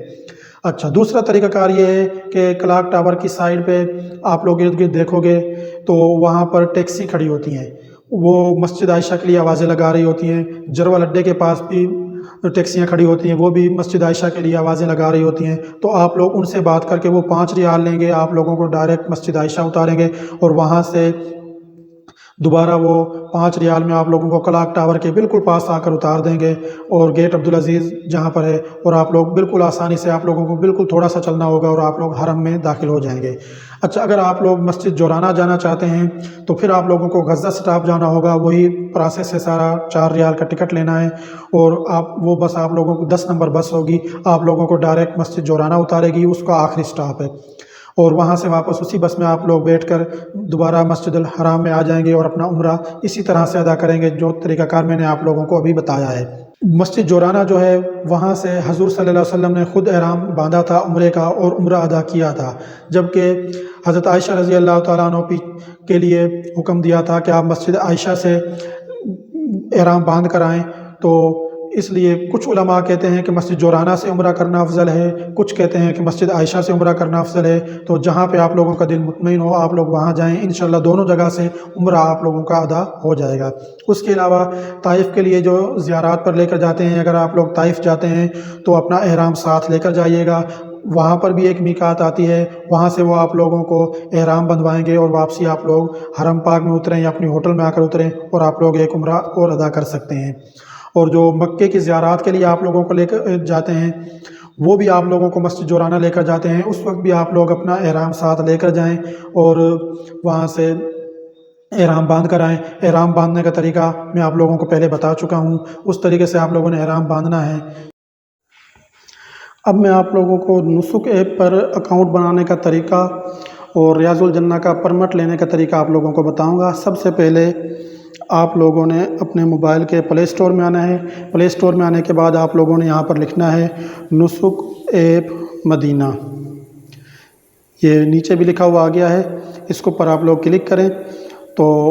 یہ نسک ایپ آپ لوگوں کے سامنے آ گئی۔ اس کو انسٹال کریں، انسٹال کرنے کے بعد اس کو آپ بے شک سے اسی جگہ سے اوپن کر لیں۔ جب آپ اس کو اوپن کریں گے تو اس طرح کی اسکرین آپ لوگوں کے سامنے آئے گی۔ اگر آپ لوگوں کا پہلے سے اکاؤنٹ بنا ہوا ہے تو آپ لوگ اس کو لاگ ان کریں گے، ادروائز آپ لوگوں نے کریٹ اکاؤنٹ پر کلک کرنا ہے۔ کریٹ اکاؤنٹ پر جب آپ لوگ کلک کریں گے تو آپ لوگوں کے پاس یہ 3 آپشن آئیں گے۔ آپ لوگوں نے یہاں پر انٹرنیشنل وزٹر لکھنا ہے، انٹرنیشنل وزٹر پر کلک کرنا ہے۔ انٹرنیشنل وزٹر پر جب آپ لوگ کلک کریں گے تو آپ لوگوں نے پھر سلیکٹ نیشنلٹی، جو یعنی کہ آپ کا کنٹری ہے، آپ لوگوں نے وہ سلیکٹ کرنا ہے۔ میں پاکستان سے ہوں، میں یہاں پہ پاکستان سلیکٹ کروں گا۔ آپ لوگوں کا جو بھی کنٹری ہوگا آپ لوگوں نے وہ سلیکٹ کرنا ہے۔ اس کے بعد آپ لوگ یہاں پر اپنا پاسپورٹ نمبر لکھیں گے۔ پاسپورٹ نمبر لکھنے کے بعد اس کو کنٹینیو کریں۔ یہاں پر آپ لوگوں نے اپنا ویزا نمبر لکھنا ہے۔ ویزا نمبر لکھ کر اس کو مزید کنٹینیو کریں تو یہاں پر آپ لوگوں نے اپنی ڈیٹ آف برتھ جو ہے وہ سلیکٹ کرنی ہے۔ میں یہاں پر اپنی ڈیٹ آف برتھ سلیکٹ کرتا ہوں، آپ لوگوں نے اپنی ڈیٹ آف برتھ سلیکٹ کرنی ہے۔ ڈیٹ آف برتھ سلیکٹ کرنے کے بعد آپ لوگوں نے اس کو سیو کرنا ہے اور کنٹینیو کر دیں۔ اگر آپ لوگ معذور ہیں، ویل چیئر کی ضرورت ہے تو آپ لوگ اس آپشن کو یس کریں گے، ادروائز اس کو اسکپ یا نو کر دیں۔ تو یہاں پر آپ لوگوں نے اپنا پاسورڈ چوز کرنا ہے۔ میں ایک ڈمی پاسورڈ یہاں پر دے رہا ہوں۔ اس میں کچھ آپ لوگوں نے جو ورڈ ہیں وہ کیپیٹل لکھنے ہیں، کچھ سمال، کچھ کاؤنٹنگ کے الفاظ اور کچھ ورڈ جو ہیں وہ اسپیشل کیریکٹر کے، اور ان دونوں جگہ پر آپ لوگوں نے اس کو کلک کر دینا ہے اور اس کے بعد اس کا اسکرین شاٹ اپنے پاسورڈ کا لے لیں تاکہ بھولے نہیں اس طرح سے شو کر کے، اور کریٹ اکاؤنٹ پر آپ لوگ کلک کر دیں۔ یہاں پر آپ لوگوں نے اپنا موبائل نمبر لکھنا ہے۔ موبائل نمبر آپ کوئی بھی لکھتے ہیں، اس کی کوئی اتنی ضرورت خاص طور پہ نہیں ہوتی، بس یہ خانہ پوری کرنی ہے۔ اور جو بھی آپ لوگ موبائل نمبر لکھیں گے جس کنٹری کا، تو اس سے پہلے آپ لوگوں نے کنٹری کوڈ سلیکٹ کرنا ہے۔ میں نے پاکستان کا لکھا ہے، میں یہاں سے پاکستانی کوڈ سلیکٹ کروں گا۔ اس کو آگے مزید کنٹینیو کریں۔ یہاں پر آپ لوگوں نے اپنا ای میل ایڈریس لکھنا ہے جو آپ کے موبائل میں چل رہا ہو، کیونکہ اس کے اوپر 1 ٹائم OTP کوڈ آئے گا۔ وہ 1 ٹائم OTP کوڈ آپ لوگوں نے اس سے اگلے آپشن میں لگانا ہے۔ میرا اکاؤنٹ بنا ہوا ہے اس لیے میرے پاس وہ ابھی نہیں آئے گا، میں جسٹ آپ لوگوں کو دکھا رہا ہوں کہ اکاؤنٹ کیسے بننا ہے۔ تو اس کے بعد آپ لوگوں نے اکاؤنٹ بن جائے گا۔ یہ اسکرین آپ لوگوں کے سامنے آئے گی، گرین کلر میں جو لکھا ہوا ہے بک پرمٹ روادہ، اس پہ آپ لوگوں نے کلک کرنا ہے۔ محمد یاسر یاسین میرا نام آ گیا، اس پہ کلک کریں تو آپ لوگوں کے پاس اس ٹائم میرے سامنے 2 دن شو ہو رہے ہیں، 29 اور 30 کا۔ میں آپ لوگوں کے سامنے 30 والی ڈیٹ کو سلیکٹ کرتا ہوں۔ مارننگ اور ایوننگ کے 2 ٹائم آ گئے۔ اب میں مارننگ کا ٹائم آپ لوگوں کو دکھاتا ہوں تو میرے پاس ایک شو ہوا ہے 4 بجے سے لے کر 4:19 تک کا۔ اب میں آپ لوگوں کو ایوننگ کا ٹائم دکھاتا ہوں۔ یہ ایوننگ کے دیکھیں کتنے سارے ٹائم یہاں پر شو ہوئے ہیں، جو بھی یہاں سے آپ لوگوں کو مناسب لگے آپ لوگ سلیکٹ کر سکتے ہیں، مارننگ کا یا ایوننگ کا۔ میں نے یہ ٹائم سلیکٹ کیا ہے، میں اس کو آگے مزید اب کنفرم کرتا ہوں اس ٹائم کو۔ یہ اس جگہ پہ آپ لوگوں نے اپنی تمام جو ڈیٹا انٹر کیا ہے وہ آپ لوگ یہاں سے تسلی سے چیک کریں، اور اس کو ریڈ کرنے کے بعد آپ لوگ اس کا اسکرین شاٹ لیں اور اس کو سبمٹ کر دیں۔ جب آپ لوگ اس کو سبمٹ کریں گے تو یہ اس طرح سے اسکرین آپ لوگوں کے سامنے آئے گی۔ اس کا بھی آپ لوگوں نے اسکرین شاٹ لے کر رکھ لینا ہے۔ ابھی آپ لوگوں کے پاس QR کوڈ نہیں آیا ہے، جسٹ گرین اسکرین جو ہے وہ شو ہو رہی ہے۔ 2 گھنٹے پہلے آپ لوگوں کے پاس QR کوڈ آئے گا، اور یہ والا کوڈ، تو اس کا بھی آپ لوگوں نے اسکرین شاٹ لے کے رکھ لینا ہے۔ جب آپ لوگ ریاض الجنہ میں انٹر ہونے لگیں گے، لائنیں بنی ہوں گی، تو وہاں پر وہ اپنے ڈیوائسز کے اس QR کوڈ کو سکین کریں گے اور آپ لوگوں کو اندر جانے کی پرمیشن دیں گے۔ اچھا، اس میں ایک چیز کا آپ لوگوں نے خیال کرنا ہے کہ جس دن آپ لوگ مکے سے مدینے جائیں گے تو مکے سے بے شک آپ لوگ اپنا پرمٹ لے لیں، اگلی ڈیٹ کا کوئی بھی لے لیں، لیکن جس دن آپ لوگوں نے ٹریول کرنا ہے اس دن کی ڈیٹ کا آپ لوگوں نے پرمٹ نہیں لینا۔ اس کی وجہ یہ ہے کہ بعض دفعہ مکے ہوٹل میں ہی آپ لوگوں کے پاس گاڑی جو ہے وہ بہت لیٹ آتی ہے اور آپ لوگ مدینہ لیٹ پہنچیں، یا رستے میں کوئی مسئلہ بن سکتا ہے خدا نخواستہ تو بھی آپ لیٹ ہو سکتے ہیں، یا ہوٹل میں آپ لوگوں کو کمرے الاٹ لیٹ ہوتے ہیں تب بھی آپ لوگوں کو پریشانی بن سکتی ہے۔ تو اس لیے اس سے اگلے دن کا ٹائم لیں تاکہ آپ بالکل ایزیلی اپنے ٹائم پر انٹر ہو سکیں، کیونکہ اگر آپ لوگوں کا ٹائم گزر گیا تو پھر آپ لوگوں کو دوبارہ پرمٹ نہیں ملے گا۔ جب آپ لوگ وہاں سے مکہ سے یا مدینہ سے واپسی ہو رہے ہوں گے تو اپنی بے شک سے پانی کی جو بوتلیں ہیں ان میں آب زمزم بھر کر آپ لوگ اپنے کھجوروں والے کارٹن میں یا بیگ کے اندر رکھ سکتے ہیں، لیکن یہ چیز یاد رکھیے گا کہ جو آپ لوگوں کا چھوٹا بیگ ہوگا ہینڈ کیری، جس کو آپ فلائٹ کے اندر خود ساتھ لے کر جائیں گے، اس کے اندر کوئی بھی لکوڈ چیز آپ لوگوں نے نہیں رکھنی، وہ چاہے آب زمزم ہو، زیتون کا تیل ہو، یا کوئی اور کسی قسم کا بھی لکوڈ ہو، آپ لوگوں نے وہ ہینڈ کیری کے اندر نہیں رکھنا، بلکہ جو آپ لوگوں کے بڑے بیگ ہوں گے ان کے اندر آپ لوگوں نے وہ رکھ کر جمع کروا دینا ہے، کیونکہ اگر وہ آپ لوگوں نے ہینڈ کیری کے اندر رکھا تو ہینڈ کیری کی چیکنگ کے دوران وہ سب چیزیں نکال دی جائیں گی، ادروائز آپ لوگ وہاں سے جتنا مرضی آب زمزم لے کر آئیں بوتلوں میں بھر کر اپنے، لیکن بڑے بیگ کے اندر رکھنا ہے، چھوٹے بیگ میں نہیں رکھنا۔ اس کے علاوہ آب زمزم کی بوتل جو عمرہ زائرین کو وہاں سے ملتی ہے وہ آپ لوگوں کو ایئرپورٹ سے ملے گی، اس کی فیس ہے وہ تقریباً 13 ریال آپ لوگوں سے لیں گے اور آپ لوگوں کو وہ بوتل دے دیں گے، اور اس بوتل کا جو وزن ہے وہ آپ کے سامان میں شامل نہیں ہوگا، اس کا وزن ایئر لائن کے ذمے ہوتا ہے۔ اس کے علاوہ جب آپ لوگوں نے وہاں سے واپس ایئرپورٹ پر آنا ہے، اگر آپ لوگوں کی سعودی ایئر لائن ہے تو وہ آپ لوگوں کو 46 kg یعنی کہ 46 کلو وزن جو ہے وہ الاؤ کریں گے، تو آپ لوگوں نے 46 کلو ایک ہی بیگ کا یا ایک ہی کارٹن کا وزن نہیں رکھنا ہے، یہ یاد رکھیے گا، ورنہ آپ لوگوں کو ایئرپورٹ پر سارا سامان اپنا کھولنا پڑے گا اور وہاں سے آپ لوگوں کو کارٹن پرچیز کرنا ہوگا اور اس کی پیکنگ کروانی ہوگی، اور وہ بہت زیادہ کاسٹلی ہے۔ تو آپ لوگوں نے اپنے ہوٹل سے ہی جب آپ لوگ ایئرپورٹ سے نکلنے لگیں گے تو